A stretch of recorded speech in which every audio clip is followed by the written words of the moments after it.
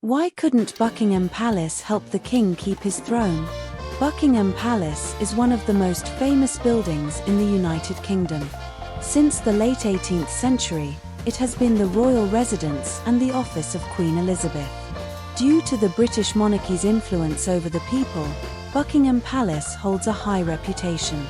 Becoming the master of this palace is a great honor, one that would make all of Britain, and even the world, cheer. Unexpectedly, within the British royal family, there was someone who forsook the throne for the love of a commoner. This is the story of the Duke of Windsor, which has been told for more than half a century. The protagonist was Prince Edward, and the heroine was Wallis Simpson, an American woman who had been married twice before. In 1931, Edward met Wallis.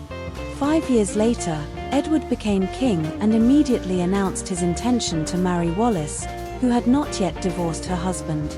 Edward's decision was like a bombshell in the serene royal pond, shaking the entire Buckingham Palace. Everyone opposed Edward's relationship with Wallis, warning that if Edward insisted on marrying her, he could no longer be king.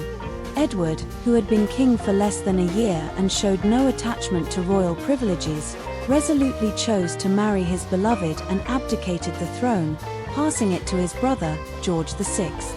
After his abdication, Edward was given the title of Duke of Windsor by George, but Wallis was less fortunate.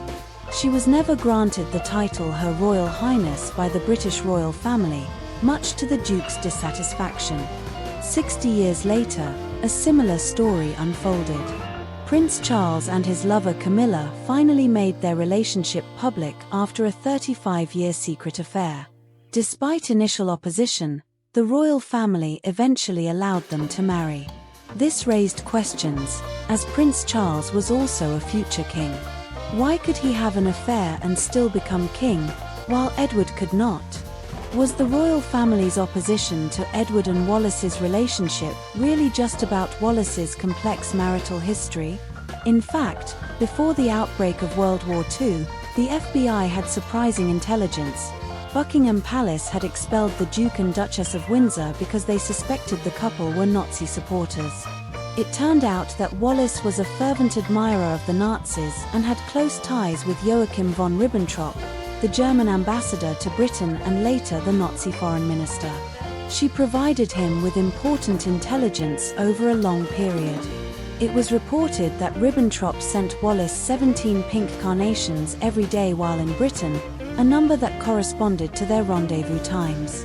If Wallis were to become a member of the royal family, Britain's anti-war stance would be compromised, and the government would not be able to account to the Allies. Thus, the Duke and Duchess of Windsor were forced into exile. The couple later lived in exile in France, where Wallis continued to use her position to gather intelligence and facilitated a secret agreement between her husband and Hermann Göring, Hitler's deputy. The agreement was that the Duke of Windsor would help Germany achieve victory, and in return, Göring would depose Hitler and restore the Duke as King of England. However, British intelligence eventually uncovered this plot. Prime Minister Churchill immediately ordered that the Duke and Duchess be sent to the Bahamas in the northern West Indies as governor and consort. This move cut off their connections with the Germans and prevented their actions from tarnishing Britain's image. This is the true reason behind the Duke of Windsor's forced abdication. Buckingham Palace is not entirely rigid, it simply cannot tolerate war and conspiracy.